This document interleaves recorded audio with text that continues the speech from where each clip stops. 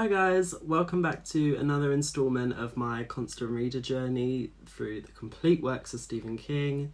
Today I want to talk about what is probably King's most celebrated novella, and that is Rita Hayworth and the Shawshank Redemption.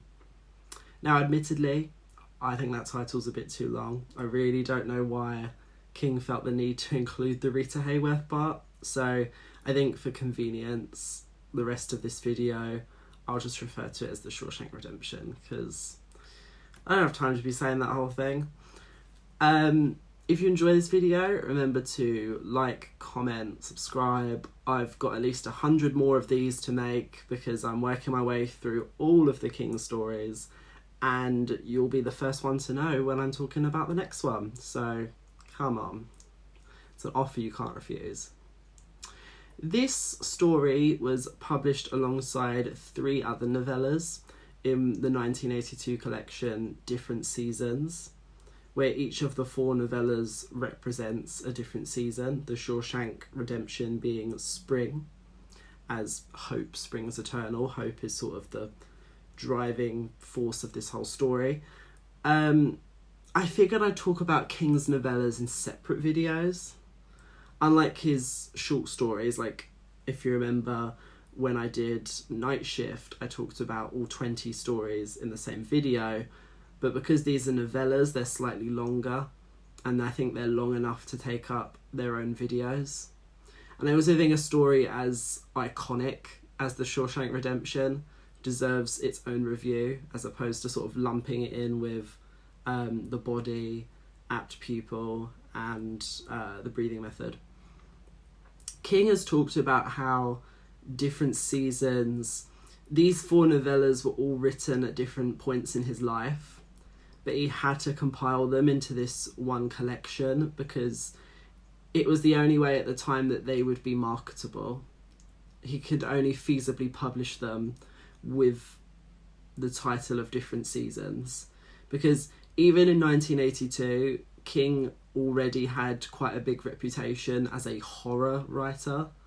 So these non-supernatural stories with a bit of an awkward length, they're not quite novels, but they're also not quite short stories, so they weren't short enough that he could sell them to like a magazine. They didn't really have any marketability, is my point. So, especially with his current image. I think even today people are shocked that Stephen King, of all people, would write something like The Shawshank Redemption because it's such a dramatic reality piece and people don't associate that with him, at least those who don't know his work particularly well. I mean, when you compare this to like Dolores Claiborne or like The Green Mile, he's actually done plenty of other works like this, but at the time he needed a gimmick to tie these 4 novellas together, and that's where the idea of the seasons comes in. The book is almost like a documentary where each story is like a specific vignette on the nature of life and time, how the human experience is like one big cycle and it repeats itself like the seasons do. Yeah, it's a very succinct concept. But I digress. We're not here to talk about Different Seasons. Let's focus our lens on the first novella in Different Seasons, which is The Shawshank Redemption, of course. The reputation of this story, of course it precedes it. The 1994 movie adaptation, which if you didn't know, was nominated for 7 Academy Awards. 7. And even today, it's IMDb's highest rated film of all time. And understandably so. Like, it's such a brilliant tale. Like, it appeals to everyone. So I'm going to have a few clips of that littered throughout the video. There's also a spoof version of The Shawshank Redemption that Family Guy did, so I'll probably add some clips of that too, because I enjoy that one as well. A month went by before Andy said 2 words to somebody. As it turned out, that somebody was me. Vagina boob. I think the story is very similar in its subject material to the French classic The Count of Monte Cristo, which I also love. They both involve a young man. He's being incarcerated for many years for a crime that he didn't commit, until, with the emotional support of a fellow inmate, he makes a breakthrough. He has this far-fetched escape plan, and when he's on the other side, he changes his identity and gets to spend the rest of his days as a free man. Unlike the Count of Monte Cristo, where he's only really in prison up until the end of the first act, the entirety of the Shawshank Redemption, I mean, it's a much smaller book, is in the prison itself. Because it's not... The Count of Monte Cristo is more of a revenge epic. It's about what he does when he gets out of prison. This is a more optimistic look at how the human spirit sort of overcomes prison and the challenges of institutionalization. Like, Andy's quest for freedom is not motivated by any personal vendetta. He's not gonna get the people who've led him to be incarcerated. It's hope that he's holding on to. The hope to, you know, live a better life away from this prison. I think what's interesting too is how the story of Andy Dufresne is not a first-person narrative. It's told by his friend Red, who he met at Shawshank when they were inmates together. It's a sort of fun experimental technique because it emphasises the power of storytelling. Like, even after Andy escapes, all of the other inmates sort of hold on to what memories they have of him, and that sort of helps them keep their morale to know that there was this sort of... He becomes almost like a folklore hero because he just had this this sort of pizzazz about him that nobody else in prison seemed to have. And I think what sets Andy Dufresne apart from the other inmates is spirit. He has the drive. He knows how to play the long game. He never falls into the pit of despair. Like, even when he's first put into prison, he keeps his head about him. He comes up with a plan. He follows it over a very long period of time.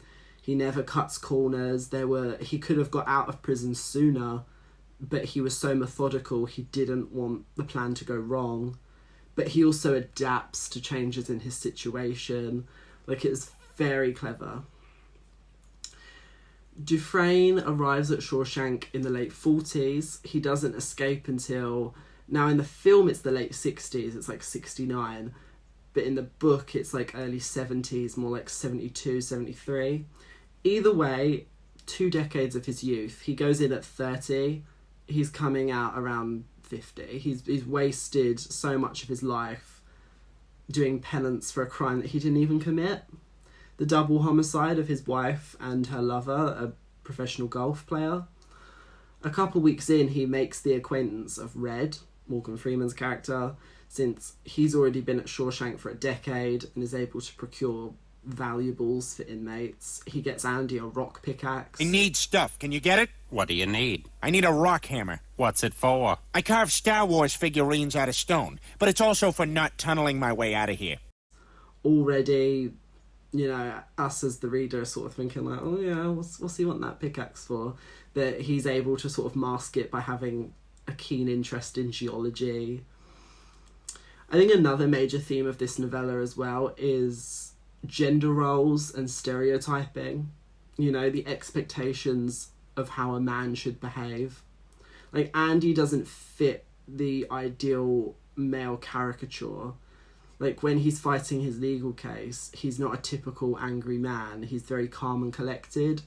And so the jury latch onto that and wrongly suspect him of being like a cold-blooded killer just because he doesn't act like most men would in that situation.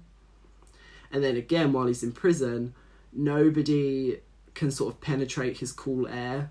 And so he gets a reputation for being sort of hoity-toity, standoffish, and a bit of a sissy, which is how he attracts the attention of the sisters. I don't suppose it would help any if I explained to them I'm not homosexual. Neither are they. You have to be human first. They don't qualify. The sisters are a prison gang.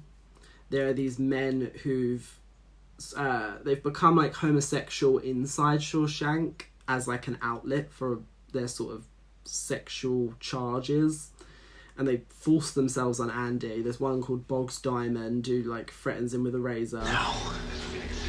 I'm gonna open my fly, and you're gonna swallow what I give you to swallow. But Andy never gives in, and he uses his wit to outsmart them. He asks Red to get him a poster of Rita Hayworth, knowing that it won't arouse any suspicion, because men in prison are expected to have this like pent-up lust around women, and he plays on that expectation. So nobody has any suspicions about what he could be doing with these posters, what he might be hiding behind these posters, because all the while they're just thinking like, oh yeah, it's like because he's a gross man. But no, not the case. Dufresne is also able to use his position as a former banker to make himself noticed by the prison wardens. While the inmates are sort of tarring the roof, he gives one of the officers advice on how to make his inheritance tax-free, which was a risky move because the advice was unsolicited and he threatens to throw him off a roof. If you want to keep all that money, give it to your wife. The IRS allows a one-time only gift to your spouse for up to $60,000. Bullshit. Tax-free? Tax-free. IRS can't touch 1 cent. You're that smart banker would kill his wife, aren't you? But that was a very clever play because now they see that Andy has skills that make him valuable, that give him leverage. The guards are able to keep him protected from the sisters. He gets his cell to himself, cell 14 of block 5. He turns like a storage room into a library where inmates can learn skills that will make them more employable on the outside. And so because he has the cell to himself as well, he's able to work on his plan without any interruptions. Although at one point in the book, a Native American inmate stays with him for 8 months, and it's really funny because he talks about there being a draft, not knowing that there's like a giant hole in the wall and that's why there's a draft. I think the movie version as well adds a lot of nuance to the horrors of institutionalization, because in the book, Brooks is like a throwaway character. He only gets like a few lines. But in the film, he gets his own arc. When he's given like freedom, he can't handle how different the new world is. There's cars everywhere, everyone hurries. And he kills himself because he can't process this life that he never got to live. And it's so horribly upsetting. All he knows. In here, he's an important man. He's an educated man. Outside, he's nothing. Just a used-up con with arthritis in both hands. And in the same way, Red also gets his character fleshed out in the movie. He's not just the narrator. He has to like overcome his own anxiety around leaving Shawshank and re-entering the outside world. They touch on it slightly in the book. Like there's a moment where he looks in the mirror and like for the first time he sees himself as an old man, and it like really frightens him because he's given so much of his life away in Shawshank. He doesn't know what he has left to give outside. Dufresne also finds out that there's an inmate called Tommy who knows another inmate who committed the murders that Andy was in prison for. So Andy tries to confront the warden, the main warden, Samuel Norton, hoping that he'll have a right to a fair retrial, not realising yet that this whole institution, there's a corruption that permeates the law and order system. Like, Andy calls Norton obtuse, which really seems to strike a nerve. My God, how can you be so obtuse? What did you call me? Obtuse. You're being obtuse. 2 months in the hole. Or am I being obtuse? No, now you're being acute. Norton puts Andy in solitary confinement. Since the original story is like barely over 100 pages, the film sort of adds extra scenes to pad the runtime. Like, I think there's a scene where he gets a job cleaning Norton's office, but then he's punished for playing like opera music on the loudspeaker. That never happens in the book. But it's like a nice way of Andy like testing the waters and seeing what he can get away with in his relationship with Norton. He's also, this is like a turning point, you know, after he calls him obtuse. Like, he realises he won't be able to leave so long as he's useful to the officers. it reaffirms Andy's ideas that he has to be the change. He can't sit back and wait for freedom to fall into his lap. If he wants to escape the prison, he'll have to reach out and take it. Now, in the book, Tommy is sent to a different prison where he's rehabilitated quicker if he agrees to forget about Andy. In the movie, it's much more brutal. Tommy is shot dead, and it's rough. It's definitely more impactful because Andy wasn't just relying on him for his innocence to have his case appealed, but he'd sort of taken Tommy under his wing as like a father figure and was like training him to be more employable when he got out. So Tommy dying is much more symbolic in the film. It's almost like Andy losing his innocence and his youth, like seeing the world for all the injustice that it really is. Just before his escape, he has a very touching conversation with Red, where he mentions the Mexican town of, I'm going to butcher this, Zihuatanejo. It's like next to Acapulco. He wants to start his own hotel there, and it's on the Pacific Ocean, which he says, like, the waters forget. So, like, all the toils of his last 20 years in prison will be forgotten. You know, he'll be reborn. He invites Red to join him one day, even giving him specific advice for when he gets out. Up in a hayfield in Buxton, Maine, under an old oak tree, there's a rock that has no earthly business being there. Under that rock is a box with something I want you to have. Of course, now I think about it, I've been in here 25 years. All these landmarks are based on possibly outdated observations. That whole area could be a Walmart by now. If it is, pick yourself up some nice cheap pants and good life to you. Red is skeptical, rightly so, and he describes Andy's plan as a shitty pipe dream, which would prove to be more appropriate than he realises. To crawl to freedom through 500 yards of shit-smelling foulness I can't even imagine.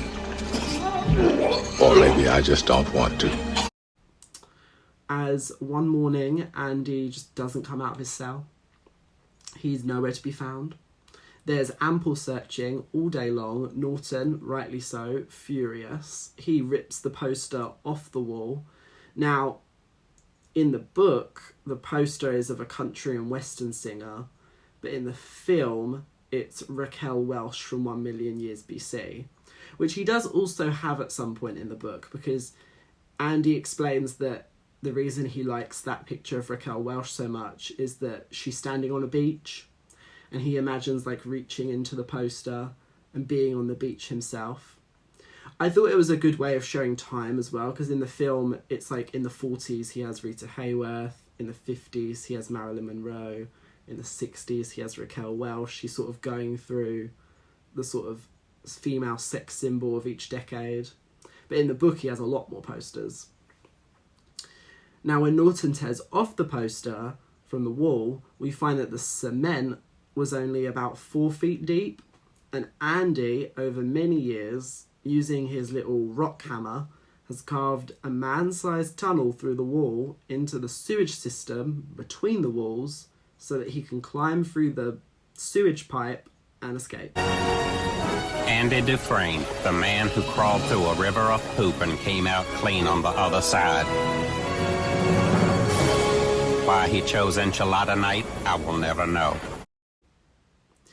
This has often been a point of debate from film critics, because some people find it inconceivable that Andy could climb into the tunnel and then reattach the poster from the inside of the wall. I actually think if you pay attention to that scene, just before Norton rips the poster off the wall, it's actually attached by 3 corners. It's not completely attached. So that means it's feasible that he sort of crawled under the poster with one corner pulled back, kind of like a cat flap, as opposed to removing the poster entirely and then putting it back. And I think the poster's large enough that if he suspended it by at least 2 corners, there would be enough space for him to wedge underneath it. In other words, stop trying to dissect this masterpiece, you cynical critics. I believe Andy could have done it. Andy could have done it. But yes, it's very... it's a tall order. He crawls through a very claustrophobic sewage pipe. 500 yards, 5 football pitches, human feces, rats. It's very traumatizing. And he had no way of knowing that the pipe would get to the other side. He could have crawled through that pipe and died down there. It could have been a dead end. What would he have done? There could have been like a sewer grate. Plan ruined. But no, he gets to the end of the pipe. He's outside. We get one of the most iconic visuals of all time. Tim Robbins shirtless in the rain with his hands in the air like, yes! He's escaped Shawshank. The book goes into a lot more detail about how improbable jailbreaks were. And Red also tries to get into Andy's mind, like, when did he start digging this tunnel? How did he know there would be an escape route? He couldn't have known, but he did it anyway. He was holding on to the hope that he'd hit something at the end of this tunnel. But of course, just like the Count of Monte Cristo's Edmond Dante, Dufresne's escape is more of a rebirth because he can't live in the outside world as an escapee. Like, they will look for him. So he has to change his identity. He becomes Peter Stevens. I must say, I'm sorry to be losing your business. I hope you'll enjoy living abroad. Thank you. Peter Stevens is his new alias. He's got a new life. He's got matching ID and a bank account. He had it all prepared while he was inside. Very smart. So he can spend the rest of his days down in Zihuatanejo. I hope I'm saying that right. Now, in the book, Norton resigns after the embarrassment of losing Andy Dufresne. The movie is much more bloodthirsty. He commits suicide out of fear of being arrested for corruption and spending his... he's like afraid of going to prison for what he's done, and then because he was a prison warden, they'll eat him alive. It's a nice foil to Brooke's suicide earlier on in the story. They sort of had like opposite motivations for doing it.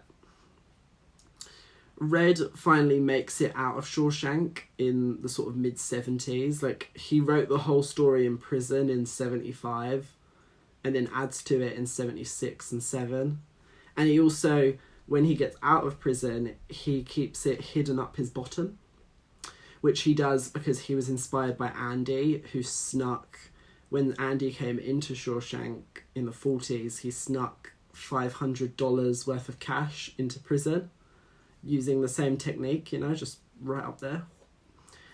I think this role is what's truly solidified Morgan Freeman as a famous narrator. We sat and drank with the sun on our shoulders and felt like free men. Hell, we could have been tarring the roof of one of our own houses. We were the lords of all creation.